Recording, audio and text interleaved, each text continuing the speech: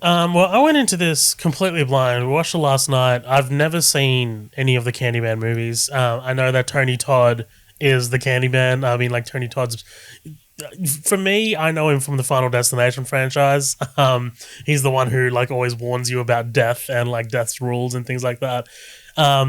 So going into this movie completely blind, but only knowing that it was directed by Nia DaCosta, who is now directing The Marvels, which will be really exciting. But also produced by Jordan Peele, who is an incredible creator.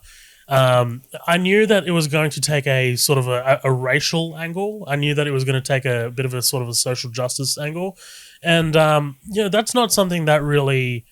That's not something really that I really bump up against in media anymore. Like I kind of like, yeah, unless it's like really, really forced, unless it's really forced, then I'm just like, I don't really know about that. But like here, I love the idea of Candyman not being a individual man as a specter. He's more of an urban legend. I actually really enjoyed that idea. That like, the more that people talk about and the stronger it gets, the more that it's able to, I guess, manifest. Because, and it's tough to talk about this without bringing the real life themes into it, but we're just going to have to do it. For me, like, and this is kind of like being at the forefront of my mind, but something that I really get annoyed at is misinformation. We already talked about it briefly in the podcast. Misinformation right now is everywhere. Whether it's like it's on social media, you see people sharing things that are half vetted or not even vetted at all. People are just like sharing things without doing any kind of research into it. They're not doing their due diligence. They're just going ahead and just pressing one button, right, which reaches more people, which then reaches more people, which then reaches more people. And to, I don't know if that was explicit commentary that they were trying to include that in Candyman, but that's kind of what was going on. People are talking about things that they don't really know about, or people are passing on things that they don't really know about, they don't have enough evidence on, and it ends up killing them. It ends up hurting them. And I thought that metaphor was really powerful in the world that we live in currently. As for the other angle, which is the George Floyd of it all, because that does come into it, I went into this because I knew that it was written before that event. I knew that it was actually written a couple of years ago, before last year's George Floyd riots, before his murder. So I think it was just a victim of timing. I think it was just more of like a, hey, this happens in society, and it sucks that it happens in society. But I mean, this is how hatred spreads. This is how vilification spreads and victimization spreads. And I thought, the movie structurally is a bit tepid. Like I was like, at some points they introduce new elements, and I'm just like, I'm a bit confused here. I don't know what's really going on. But taking a few steps back from it and thinking about the big broad strokes thematics that they're trying to get across, I'm like on the edge of, like, I liked it. I'm on the edge of loving it, kind of thing. But because of the themes that they're really, really trying to get across, I think they could have tried to get the themes across in a much, much more clearer way. But they did decide to do it very convolutedly. I think there are some kills in here that are pretty cool. There are some sort of like, if you do want to look at it as a shallow horror movie, there are some great kills. It's pretty gory at points. Ultimately, if you are going into this expecting a surface level horror blood slasher movie, I don't think that this is going to really satisfy you. I think it's aiming somewhere else and not really for that. I think Yahya Abdul-Mateen is great. I think it's shot really well. The score is great. There's a couple of points in this movie when they tell stories to each other and it's animated really well. I really enjoyed those. Ultimately, it makes me really excited for Nia DaCosta and where she's going to go in her career, because if this is kind of like her first big movie, I'm really excited what she does with the Marvels. And I think, this is just another kind of Infinity Stone in Yahya Abdul-Mateen's kind of like gauntlet, because the guy just knows what to do. And also, Teyonah Parris is in this movie. She was in WandaVision. She played Monica Rambeau, and I thought she was great as well. I thought both of them leading the show was great. Like, I like the interplay between each other.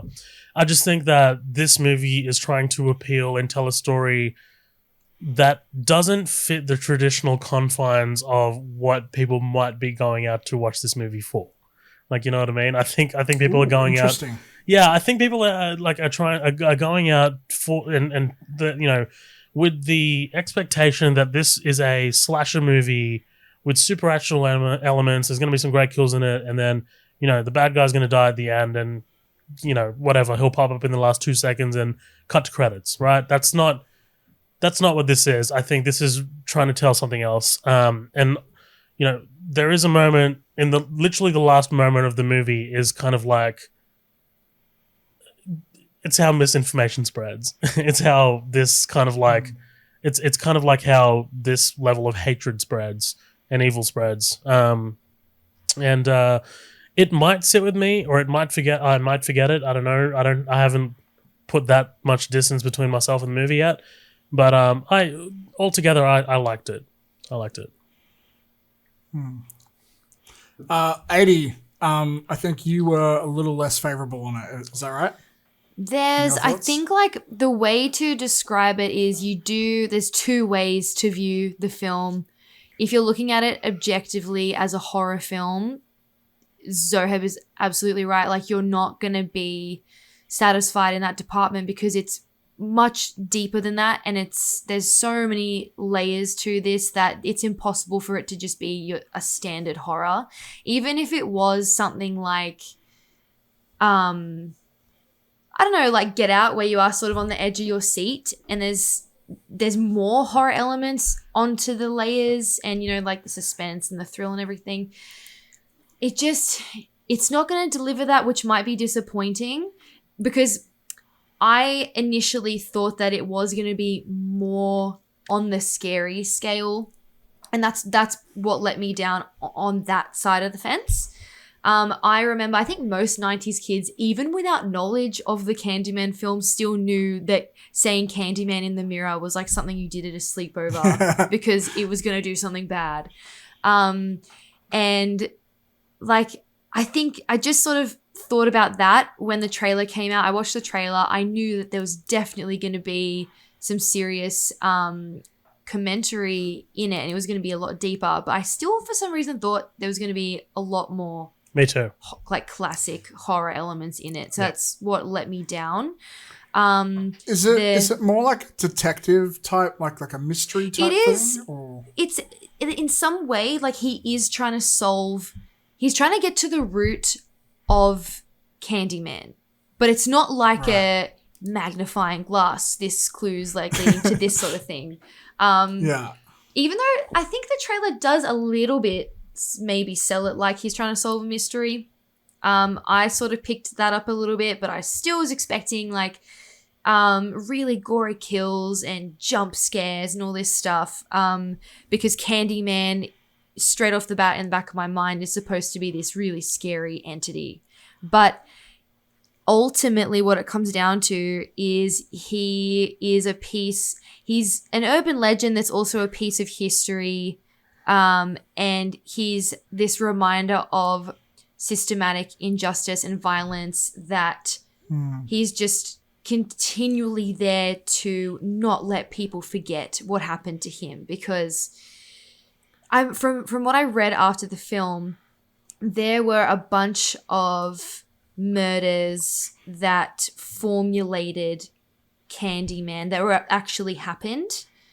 I can't remember off the top of my head, but if you look into I think there was the thing of razor blades in like kids' Halloween candy or something. That was a story, right? There's like a couple of stories about, racially driven murders specifically in that town that formulated Candyman.